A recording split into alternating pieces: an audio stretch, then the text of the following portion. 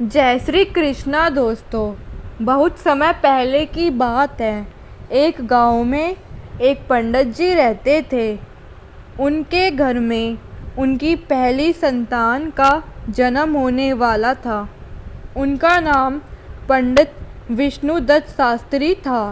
पंडित जी ज्योतिष के बहुत बड़े विद्वान थे और उन्होंने दाई से कह रखा था कि जैसे ही बालक का जन्म हो जाए तुम कक्ष से बाहर एक नींबू लुढ़का देना।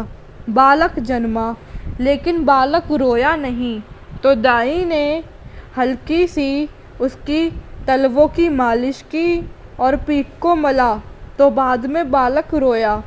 दाई ने नींबू उसके बाद बाहर लुढ़का दिया और बच्चे की नाल आदि काटने में लग गई।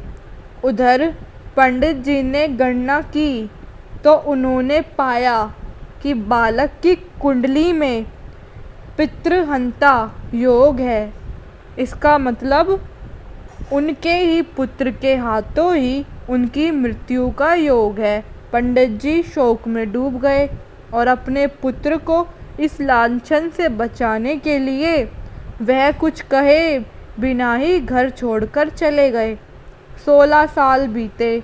बालक अपने पिता के विषय में पूछता तो बेचारी पंडिताइन उसके जन्म की घटना के विषय में सब कुछ बताकर चुप हो जाती, क्योंकि उससे इससे ज़्यादा कुछ नहीं पता था। पंडित जी का बेटा अपने पिता के पग चिन्हों पर चलते हुए बहुत बड़ा ज्योतिषी बना। उसी बरस राज्य में वर्षा नहीं हुई। राजा ने डोंडी पिटवाई, जो भी वर्षा के विषय में सही भविष्यवाणी करेगा उसे मुंह मांगा इनाम मिलेगा, लेकिन गलत साबित हुई तो उसे मृत्यु दंड मिलेगा। बालक ने गणना की और निकल पड़ा, लेकिन जब वह राज दरबार में पहुंचा तो देखा एक वृद्ध ज्योतिष पहले ही आसन जमाए बैठे हैं। राजन, आज संध्या काल में ठीक 4 बजे बारिश होगी। वृद्ध ज्योतिषी ने कहा। बालक ने अपनी गणना से मिलान किया और आगे आकर बोला, महाराज, मैं भी कुछ कहना चाहता हूँ।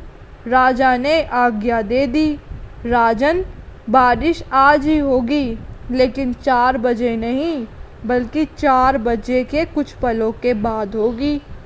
वृद्ध ज्योतिषी का मुंह अपमान से लाल हो गया और उन्होंने दूसरी भविष्यवाणी कर डाली, महाराज, बारिश के साथ साथ ओले भी गिरेंगे और ओले 50 ग्राम के होंगे। बालक ने फिर गणना की, महाराज, ओले गिरेंगे, लेकिन कोई भी ओला 45 से 48 ग्राम से ज़्यादा का नहीं होगा। अब बात ठन चुकी थी। लोग बड़े ही उत्सुकता से शाम का इंतजार करने लगे।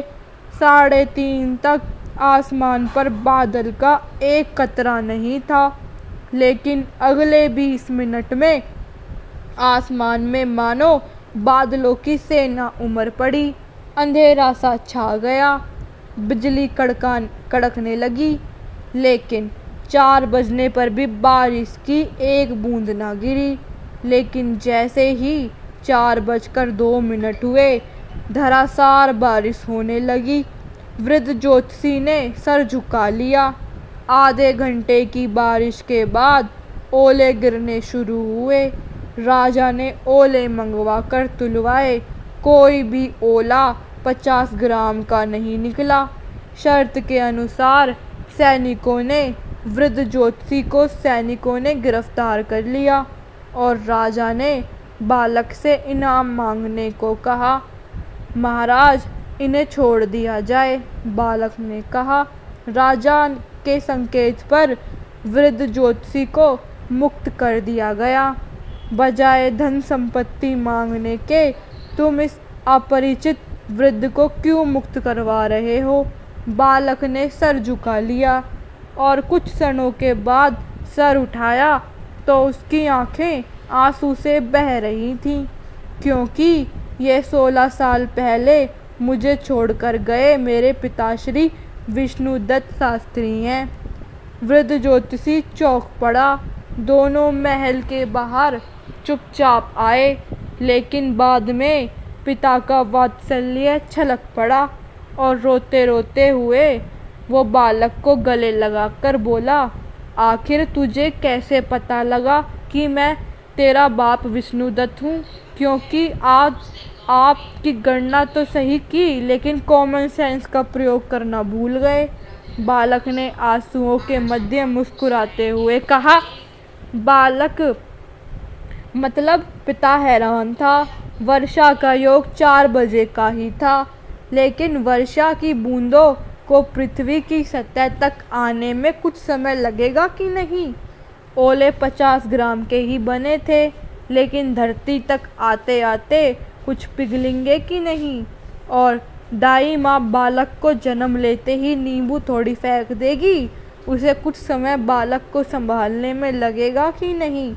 और उस समय में ग्रह संयोग बदल भी तो सकते हैं, और पितृहीनता योग पितृ रक्षक योग में भी तो बदल सकता है ना।